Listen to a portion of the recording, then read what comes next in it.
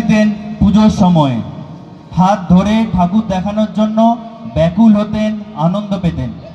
আজ ছেলে মেয়ে স্বাবলম্বী দুর্গাপুজো দেখতে বেরিয়েছে প্রিয়জনদের সাথে। সেই প্রিয়জনদের তালিকায় নেই বাবা মা, নেই দাদু ঠাকুমা। মানতে অসুবিধা হচ্ছে? এটাই আজকের বাস্তব চিত্র। বাড়ি বাড়ি অবহেলিত, নির্যাতিত প্রবীণ মানুষেরা।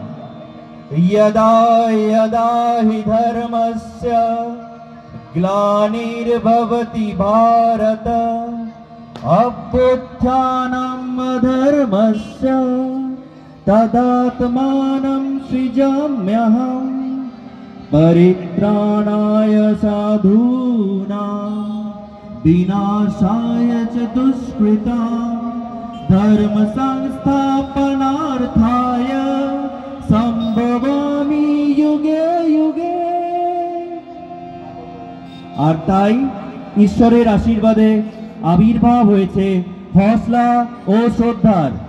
বয়োজ্যেষ্ঠ মানুষদের স্বাধীনভাবে ও আনন্দে রাখার প্রচেষ্টা হসলা ও শ্রদ্ধা।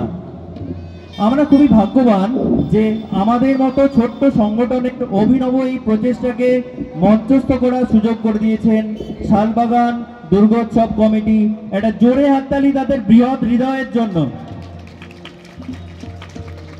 আজকে মঞ্চে আছেন সাধারণ 19 জন প্রবীণ প্রবীণা। আমরা তাদেরকে বলি ওল্ডার ইউথ, বৃদ্ধাবতার।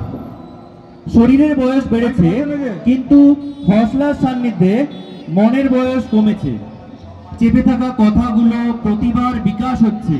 আর তাই তাদের এই পরিবেশনা একটু মনোযোগ দিয়ে শুনবেন প্লিজ। এটাও সমাজ সেবা। পুরাণের কাহিনীর সাথে আজকের বাস্তব চিত্র তুলে ধরবেন প্রবীণেরা। হ্যাঁ, রচনা, পরিচালনা, পরিবেশনায় প্রবীণেরা গীতি আলেখ্য, হসলা মঙ্গল আপনাদের সামনে উপস্থাপন করার চেষ্টা করা হচ্ছে কিছু ভাষায়, কিছু গানে। শুরু হচ্ছে আজকের গীতি আলেখ্য হসলা মঙ্গল।